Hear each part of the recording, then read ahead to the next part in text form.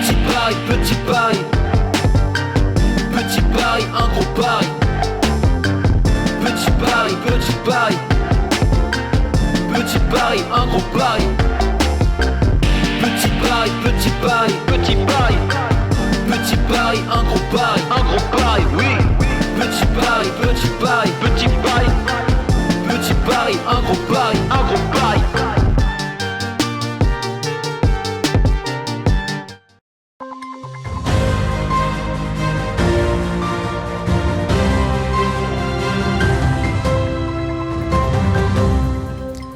Bonsoir à tous et bienvenue dans votre 15 minutes info de ce samedi 27 août 2022.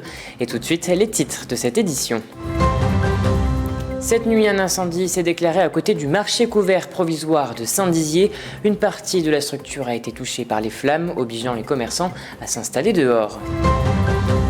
Ce dimanche, le Sporting Club de Barnaval affronte Bar-le-Duc, mais avant cela, la préparation d'avant-saison fut intense.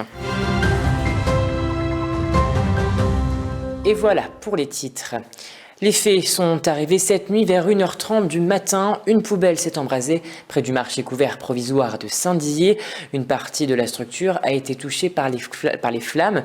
L'accès était donc interdit ce matin pour le marché, à la fois les commerçants et les visiteurs. Certains commerçants donc ont pu s'installer dehors, mais d'autres n'ont tout simplement pas pu venir. Regardez ce reportage. Dans la nuit de vendredi à samedi, aux alentours d'1h30 du matin, un incendie s'est déclaré sur le parking du marché provisoire à Saint-Dizier. Une poubelle s'est embrasée et les flammes ont touché la structure. Une partie de la toile a fondu et les câbles électriques ont également été touchés. Impossible donc pour les commerçants d'intégrer le marché ce samedi matin. La municipalité, en lien avec le placeur, a tout fait pour que les commerçants puissent vendre leurs marchandises sur le parking. Normalement c'est couvert, donc on arrive Saint-Onel. Donc il a fallu qu'on retourne à Donjeu, rechercher les tonnelles pour qu'on puisse être abrité du soleil. Après c'est au niveau d'électricité, on a eu quand même un petit peu d'aide avec les voisins, donc on s'est adapté très vite. Si l'impact est moindre pour les commerçants de fruits et légumes, pour ceux ayant des produits frais, comme le poissonnier ou le fromager, il a fallu se réadapter très rapidement. Leurs vitrines installées à l'intérieur du marché n'ont pas été épargnées par le feu. C'est le placier qui nous a appelé ce matin à 4h du matin pour nous dire qu'il fallait qu'on prenne des dispositions parce que le marché était fermé, qu'il y avait eu un incendie et qu'on ne pouvait pas faire le marché à l'intérieur. Déjà on a l'équipement qu'il faut, donc là on n'a pas eu de problème. Bon, on a été prévenu à temps quand même pour pouvoir venir avec notre matériel. Nous principalement on n'a rien eu de brûlé, mais il y a du matériel où il y a plein de suie, il va falloir tout nettoyer, quoi.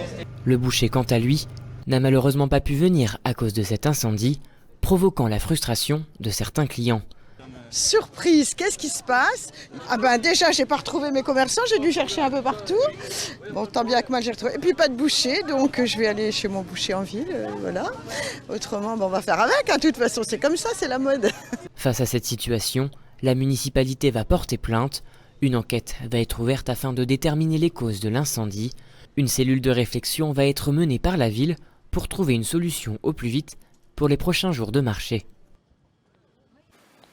Et passons à présent à notre image du jour. Une salle nommée Vitry-le-François a été inaugurée au sein de la préfecture de la région Grand Est à Strasbourg, comme vous le voyez sur ces images, en présence de Jean-Pierre Bouquet, maire de la ville, et Josiane Chevalier, préfète du Grand Est. En effet, un lien historique fort unit ces deux villes. C'est à Vitry-le-François que Louis XIV signe le rattachement de Strasbourg, l'ancienne ville libre impériale du Saint-Empire romain germanique au royaume de France, le 3 octobre 1681. Et toute autre chose à présent, alors que la rentrée scolaire approche, c'est aussi la rentrée des clubs sportifs. C'est l'heure de la reprise pour la R1 du Sporting Club de Barnaval. Ce dimanche, ils affrontent chez eux les Meusiens de Bar-le-Duc, avec une affiche qui risque de remplir toutes ses promesses. L'année dernière, le club Bragard avait fini 6e sur 12, un bilan satisfaisant, mais avant cela, Julien Voirin s'est rendu pour voir comment les joueurs se préparaient à cette saison. Regardez ce reportage. Les derniers entraînements se font entendre à Saint-Dizier. Le Sporting Club de Barnaval commence sa saison ce dimanche contre Bar-le-Duc pour son premier match de régional. Les passes deviennent plus appliquées et les tirs plus précis, après les ultimes échauffements. Donc on est sur la phase terminale de cette préparation qui était contraignante avec la chaleur, avec la sécheresse qui favorise pas forcément les organismes. On essaye de récupérer un petit peu de fraîcheur maintenant parce que les 3 premières semaines on a accumulé beaucoup de charges athlétiques. On aimerait disposer de l'ensemble de l'effectif parce qu'on sait très bien que pour nous déjà au complet c'est compliqué. Pour la deuxième saison du coach Antoine Brigard, cette année doit être celle de la confirmation. L'année dernière, le club avait fait une très bonne saison en terminant 6e du classement. Pour cette saison, l'objectif est avant tout de se maintenir. Le groupe vit très bien, c'est la priorité déjà, préserver l'état d'esprit, préserver la bonne atmosphère au sein du groupe. Toutes les recrues, quel que soit le profil et quelles que soient les origines, c'est des recrues qui ont été ciblées sur l'état d'esprit aussi, pour se fondre parfaitement avec l'effectif global du groupe senior qui vit déjà très bien maintenant depuis plus d'1 an. Voilà. Très hâte de reprendre le championnat, que ce soit on a un gros groupe, un gros effectif au niveau ligue, avec des joueurs qui sont motivés pour cette deuxième partie, cette deuxième saison du coup, parce qu'il y a eu le Covid avant et là cette deuxième saison complète au niveau de la R1, mais on a hâte de fouler le terrain. Ouais. Les joueurs sont en tout cas prêts à reprendre. Il ne reste plus qu'à rester concentré sur l'ensemble des 90 minutes d'une rencontre. Cette année, le club marnavalais voit sa poule passer de 12 à 14 clubs, en intégrant ainsi les équipes ardennaises et lorraines. Rendez-vous à 16h ce dimanche au stade des Aciéries pour entendre les premiers coups de sifflet de la saison.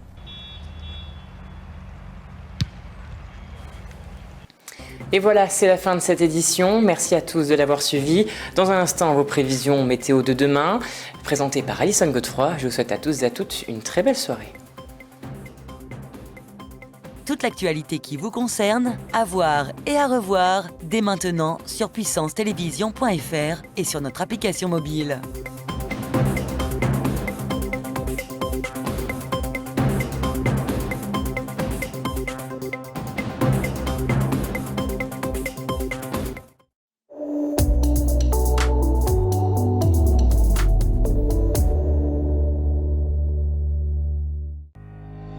Bonsoir à tous, bienvenue dans votre bulletin météo.